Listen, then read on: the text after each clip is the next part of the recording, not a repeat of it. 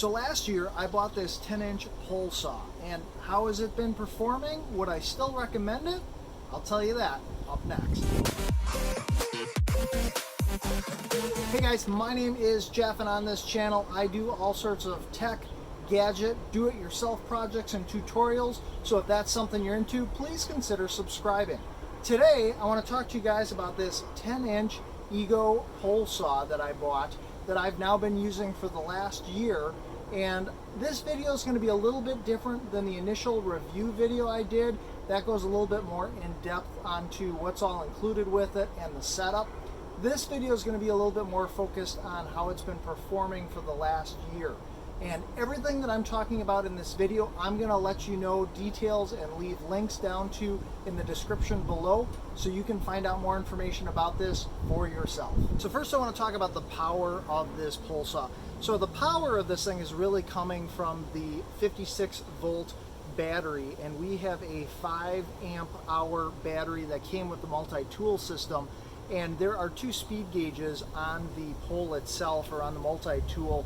There's a 1 and a 2, and I would say mainly when I am cutting different branches and limbs with this pole saw, I will leave it on number 2, and I've noticed that probably burns through the battery just a little bit more, but it definitely has enough power to get through anything that's, I would estimate, probably 5 inches or smaller in diameter.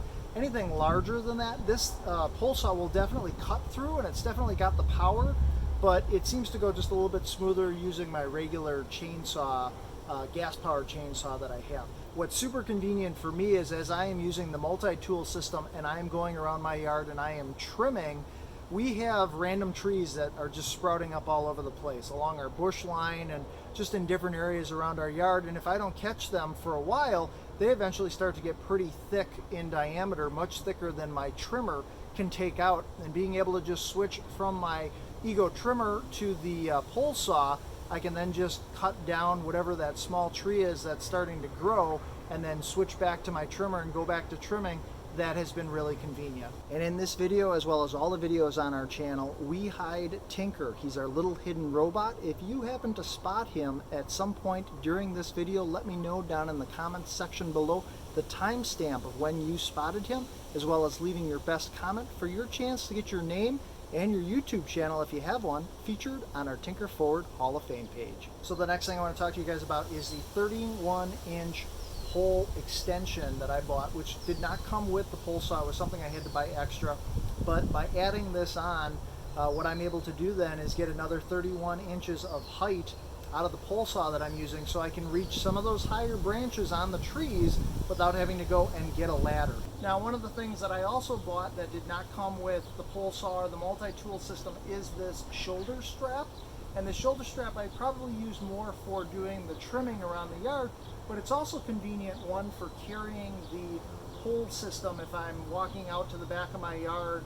I don't have to carry this thing in my hands, and two, it gives a little bit more support from my shoulders when I am trying to do some cutting high up. Even just holding onto this thing for a couple of minutes, if you're constantly cutting down branches, your arms or my arms start to get tired. You're going to notice it as well.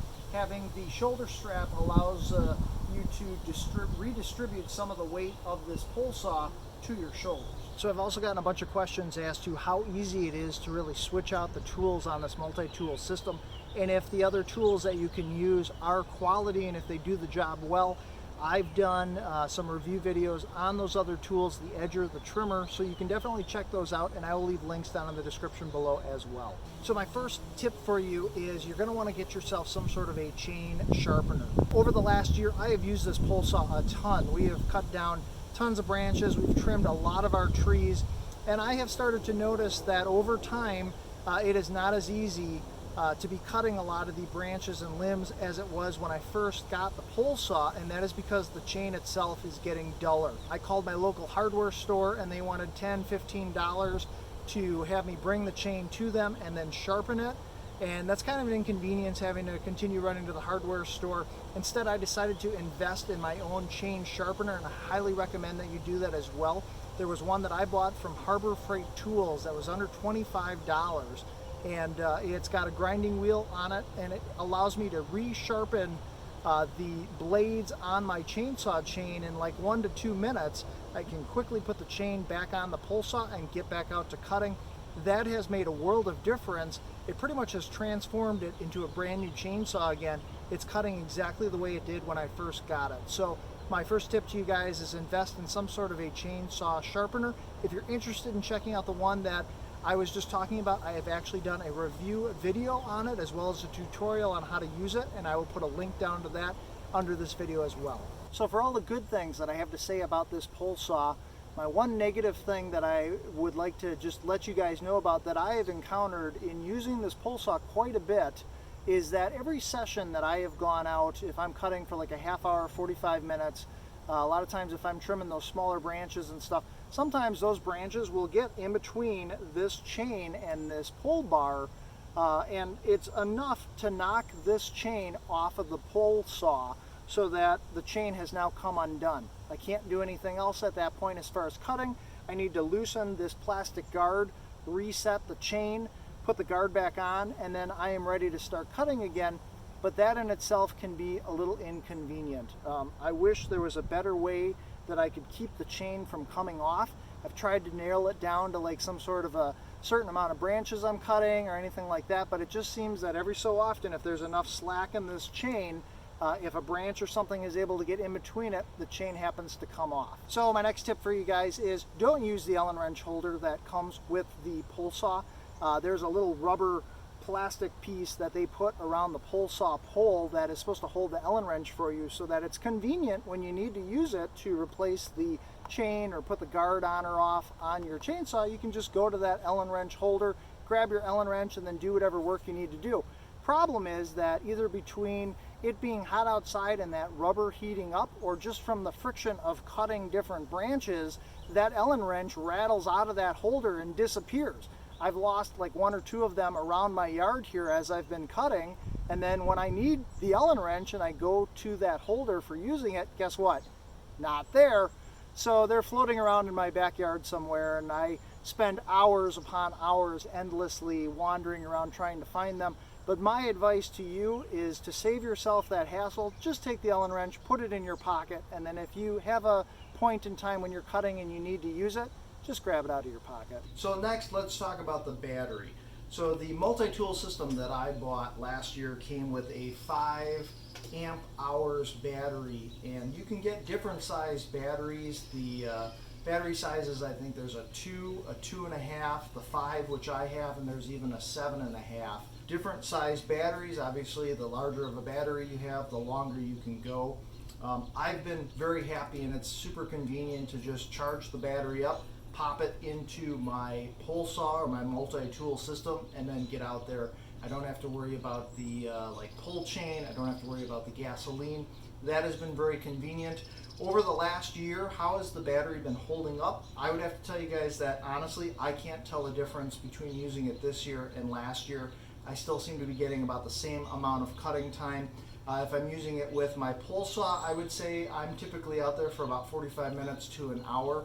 Very rarely do I ever wear the battery completely down. I usually will work until my arms are tired, and I would say that I can get at least 45 minutes to an hour of cutting time out of this thing, and then just popping it on the charger to charge it back up. I've noticed that on the newer batteries that Ego has put out, there is actually a charge gauge where the power button is on the battery. Mine does not have that, and that seems like a really convenient feature because there really is no way for me to tell on this older battery here how much charge it has left. So I've got some tips for you guys to help extend the life of your Ego batteries to help them last longer.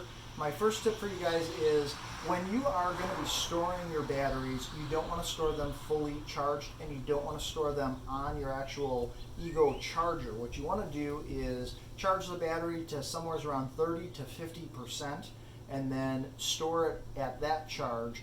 Now for someone like me that's got an older battery that doesn't have the gauge on it telling me how much charge there is, if I'm going to run this battery down until there's no charge left, if I know it takes 100 minutes roughly to fully charge this battery on my standard charger, if I just charge it for about half that time, that estimate gives me that range of that like around 50% charge for the battery. So that's one way that I can check. If you've got one of the newer batteries that has the gauge on it showing you how much charge there is, you can just charge it probably about that same amount of time, but then you'll be able to check on the indicator and it'll tell you whether it has that half charge or not. So what's neat is the batteries have the technology where if it's not being used for more than 30 days, if you are storing it, the batteries themselves actually discharge down to that 30%, and that's going to help extend the life of the battery.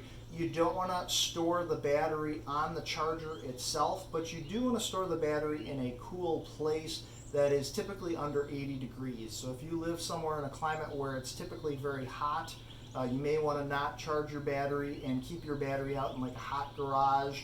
You might want to charge it in your basement or a cool spot around your house, but you don't want to keep it in that heat because that also is going to shorten the life of your battery. So if you found this video helpful, please be sure to smash that like button. And if you have purchased this Ego pole saw, I'd like to know about your experience, or if you own other Ego products, let me know which ones you would recommend down in the comments section below. I plan on reviewing in the near future here some other Ego products, including the Ego self-propelled lawnmower. So if you haven't yet subscribed to our channel, take a second right now, hit that subscribe button and that little notification bell. You'll get notified every time I release our weekly videos.